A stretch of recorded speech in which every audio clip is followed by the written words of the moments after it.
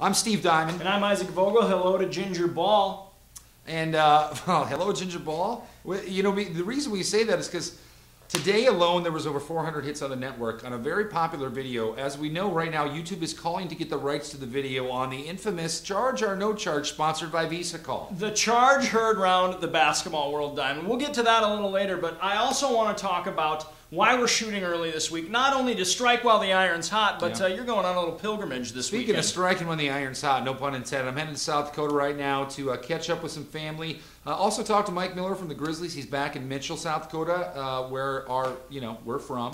And also catch up with one of UH's elite. Yeah, and that's right. The iron is hot with Denver Tenbrook because he's back in McIntosh, right. Brandon Cattle. Is Aaron Lays back, another South Dakota native? You know, I don't think Aaron Lace is Brandon Cattle right now, but I think he's getting ready for a big game with the Riddlers next week. But you don't think a guy like a Denver gets a big arms from just, hanging out in the city. The guy goes home and he works pretty hard, and I bet you the Suns want him back pretty bad right now, but guess what? I think they could survive without him. They could, because Luke Witt went and made some bold moves in the offseason. While Denver is busy branding, Luke is trying to extend that brand of Suns basketball by going and signing another Luke from Minnesota State. Aggressive and Simpson stepping up, and then you sign another guy, and it's almost like, well, Denver maybe could be an afterthought now. A lot going on in the rec, a lot going on in the top flight, but huge game in the comp this week. We're talking about the Mavs and the Timber Kings, rematch of last week's championship. Right, and the reason why it's so big is not only because it was a rematch, because we had a couple new faces. Now, the Timber Kings are keeping it locked and loaded and solid because it's a lineup that works.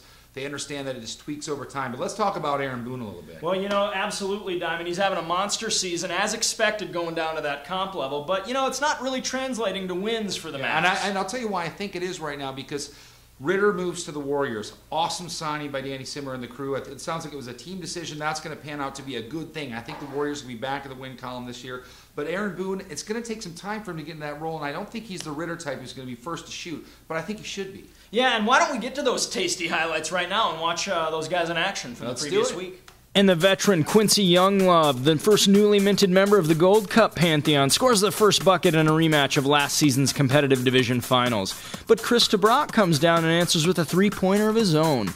Newly acquired Aaron Boone making his early presence felt as he drives by DeBrock to give the Mavs an early 4-3 lead.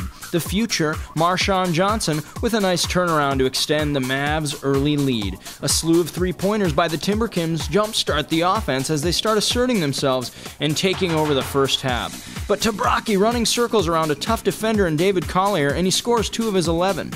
As time winds down in the first half, though, the T-Kings hold for the last shot. Burke penetrates and dishes to a wide-open Palm, who knocks down his second three-pointer of the game.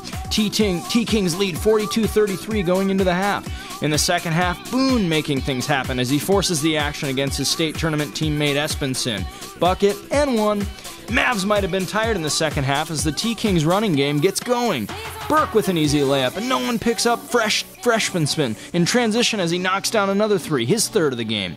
Robert Steeb running his one-man fast break as he blows by the entire T-Kings team and scores with his left. Too much chatter from the T-Kings bench gets them a technical. Steeb hits the free throw to pull the Mavs within 8. But the very next possession, they throw it down to the big man Montrell, who tells Ball to hit the weight room. Mavs down only by 6. Boone crosses Burke for a short jumper, and now the lead down to 4. Ensuing outlet, and the T-Kings are running. Wenzel's layup, and one of the Timber Kings goes on to avenge their last season loss, 82-68. Mavs are going back to the drawing board, and the Timber Kings are just getting started on their quest for this year's cup.